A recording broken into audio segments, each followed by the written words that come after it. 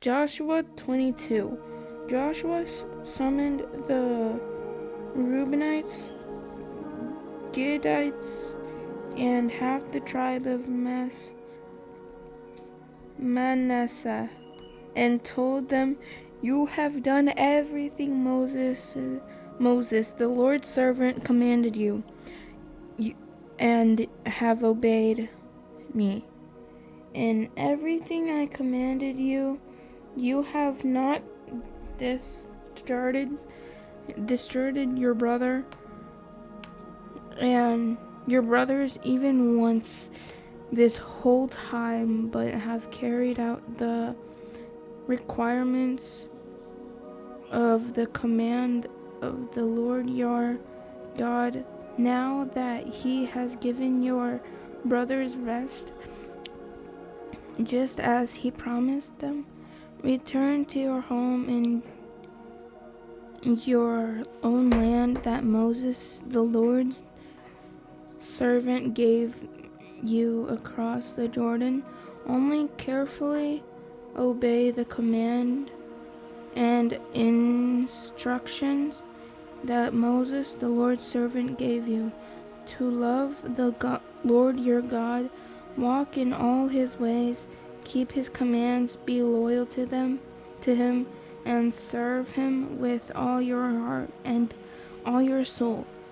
Joshua blessed them and sent them on their way, but they went to their homes. Moses has given territory to half the tribe of Manasseh in Bashan, but Joshua have given territory to the other half with their brothers on the west side of the Jordan. When Joshua sent them to their homes and blessed them with their wealth, a huge number of cattle and silver, gold, bronze, iron, and a large quantity of clothing, share the spoil of your enemy with your brothers. The Reubenites, Gadites, and half the tribe of Manasseh left the Israelites at Shiloh in the land of Canaan to return to their own land of Gilead, which they took possession of according to the Lord's command through Moses. When they came to the region of the Jordan in the land of Canaan, the Reubenites, Gadites, and half the tribe of Manasseh built a large improved altar there by the Jordan. Then the Israelites heard it said, "Look, the Reubenites, Gadites, and half the tribe of Manasseh have built an altar on the frontier of the land of Canaan at the region of the Jordan on the Israelite side." When the Israelites heard this, the entire Israelite community assembled at Shiloh to go to war against them. The Israelites sent Phinehas, son of Eleazar, and present to the Reubenites, Gadites, and half the tribe of Manasseh in the land of Gilead. They sent 10 leaders with them, one family leader for each tribe of Israel. All of them were heads of their ancestral family among the clans of Israel. They went to the Reubenites, Gadites, and half the tribe of Manasseh in the land of Gilead, and told them, "This is what the Lord's entire community said. That what is the territory you have commanded today against the Lord of Israel by turning away from the Lord and building an altar for yourselves, so that you are in rebellion against the Lord today? Wasn't the iniquity of Peor, which brought a plague on the Lord's community, enough for us? We have not cleansed ourselves from it even to this day, and now would you turn away from the Lord? If you rebel against the Lord today, tomorrow you will be angry. He will be angry with the entire community of Israel. But if the land you possess is defiled, cross over to the land the Lord possesses, where the Lord's tabernacle stands. It makes possession of it among us, but don't rebel against the Lord or against us by building yourselves an altar other than an altar of the Lord our God. Wasn't Achan son of Zerah unfulfilled regarded what was set apart for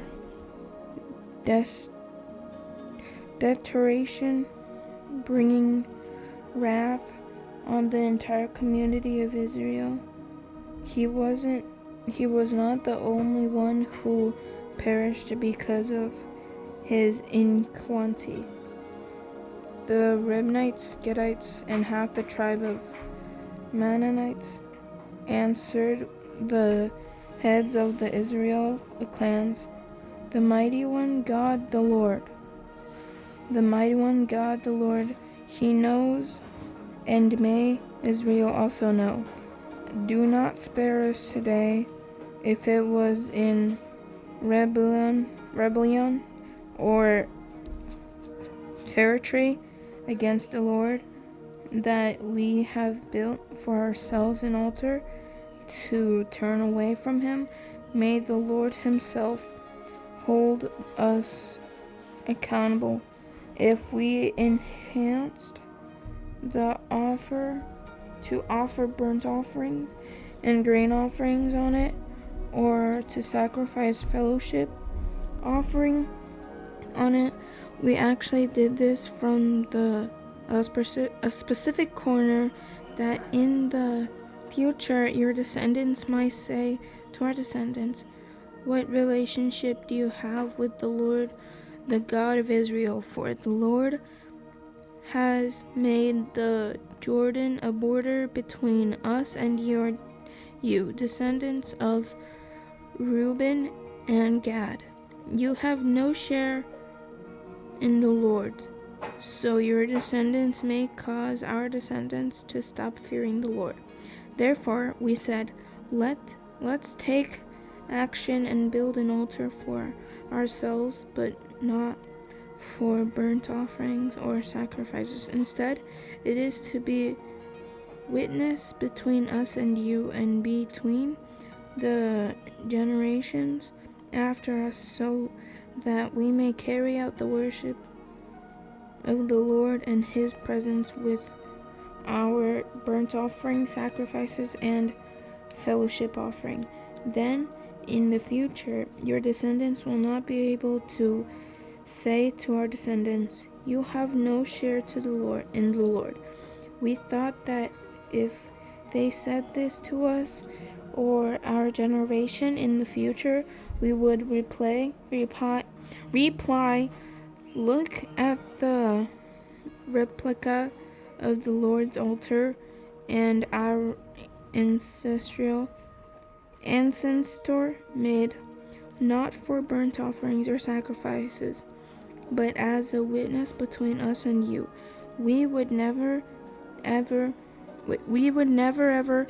rebel against the Lord and turn away from him today and build an altar for a burnt offering, grain offering, or sacrifice, other than the altar of the Lord our God, which is in front of his tabernacle.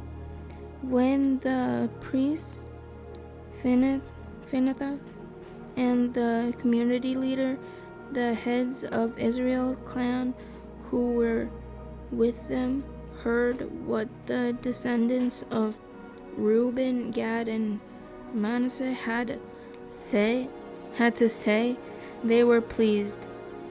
Phinehas, son of Eleazar, the priest, said to the descendants of Reuben, Gad, and Manasseh, today we know that the Lord is among us, because you have not committed this treachery against him.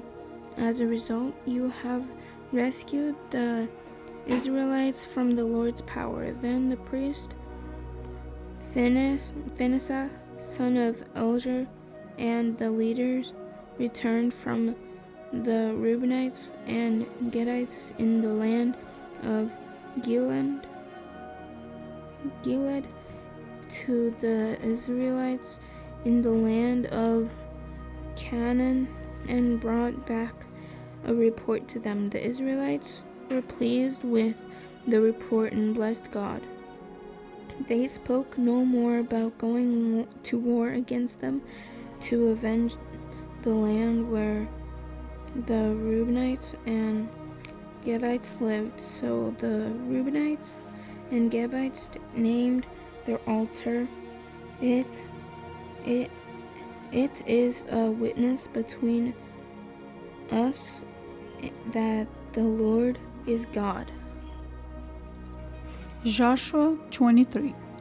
A long time after the Lord had given Israel rest from all the enemies around them, Joshua was old, advancing age.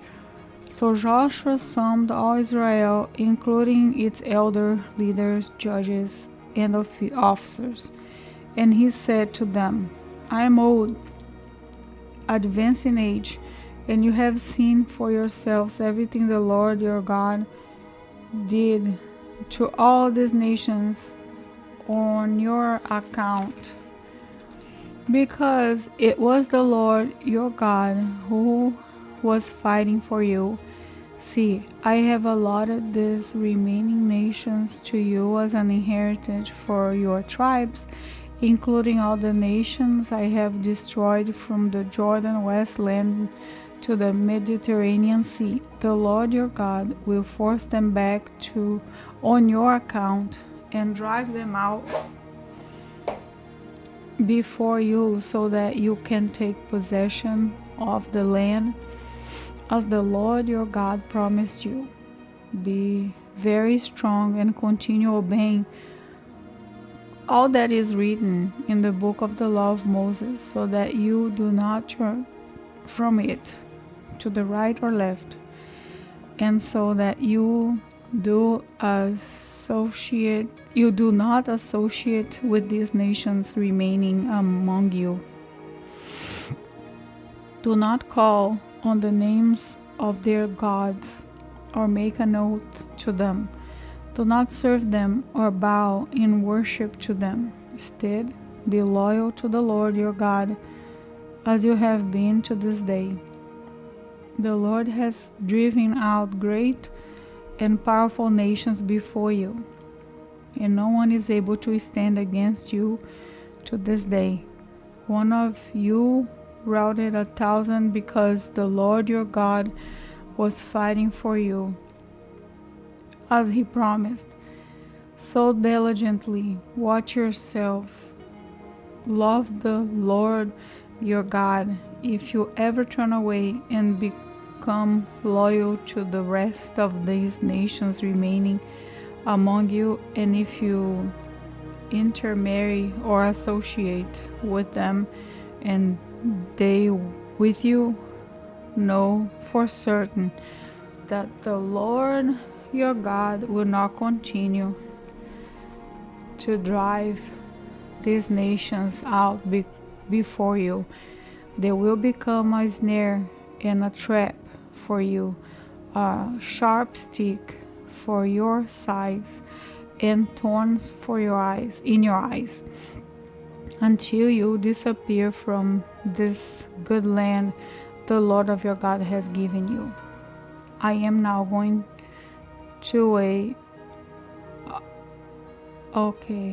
I'm now going the way of the whole earth. And you know with all your heart and all your soul that none of the good promises the Lord your God made to you has failed. Everything has fulfilled for you. Not one promise has failed, since every good thing the Lord your God promised you has come about. So he will bring on you every bad thing until he has annihilated you from this good land the Lord your God has given you. If you break the covenant of the Lord your God, which he commanded you, and go and serve other gods and bow in worship to them, the Lord's anger will burn against you, and you will quickly disappear from this good land he has given you. Joshua chapter 24. Joshua assembled all the tribes of Israel at Shechem and summoned Israel's elders, leaders, judges, and officers, and they presented themselves before God. Joshua said to all the people, "This is what the Lord, the God of Israel, says. Long ago your ancestors, including Terah and the father of Abraham and Nahor, lived beyond the Euphrates River and worshipped other gods. But I took your father Abraham from the region beyond the Euphrates River, led him through the land of the Canaan, and multiplied his descendants. I gave him Isaac, and to Isaac I gave Jacob and Esau. I gave the hill country of Seir to Esau as possession. Jacob and his sons, however, went down to Egypt. I sent Moses and Aaron, and I defeated Egypt by what I did within it. And afterward I brought you out. When I brought your ancestors out of Egypt, and you reached the Red Sea, the Egyptians pursued your ancestors with chariots and horsemen as far as the sea. Your ancestors cried out to the Lord, so he put darkness between you and the Egyptians, and brought the sea over them, engulfed them, and your own eyes saw what I did in Egypt. After that you lived in the wilderness a long time. Later I brought you to the land of the Amorites, who lived beyond the Jordan. They fought against you, but I handed them over to you. You possessed their land, and I annihilated them before you. Balak, son of Zippor, king of Moab, set out to fight against Israel. He sent for Balaam, son of Beor, to curse you. But I would not listen to Balaam. Instead, he repeatedly blessed you, and I rescued you from him. You then crossed the Jordan and came to Jericho. Jericho's citizens, as well as the Amorites, Perizzites, Canaanites, Hittites, Girgashites, Hivites, and the Jebusites, fought against you, but I handed them over to you. I sent hornets ahead of you, and they drove out the 2 Amorite kings before you. It was not by your sword or bow. I gave you a land you did not labor for, and cities you did not build, though you lived in them. You are eating from vineyards and olive groves you did not plant. Therefore fear the Lord and worship him in sincerity and truth.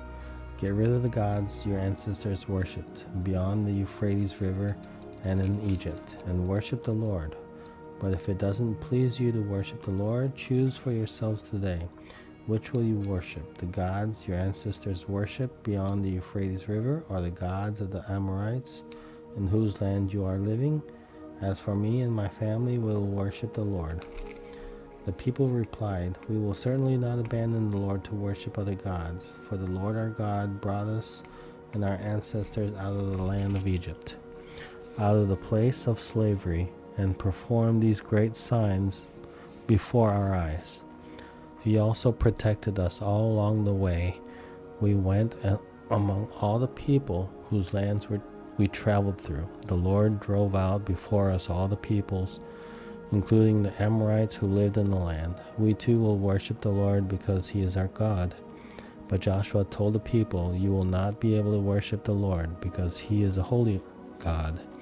He is a jealous God. He will not forgive your transgressions and sins.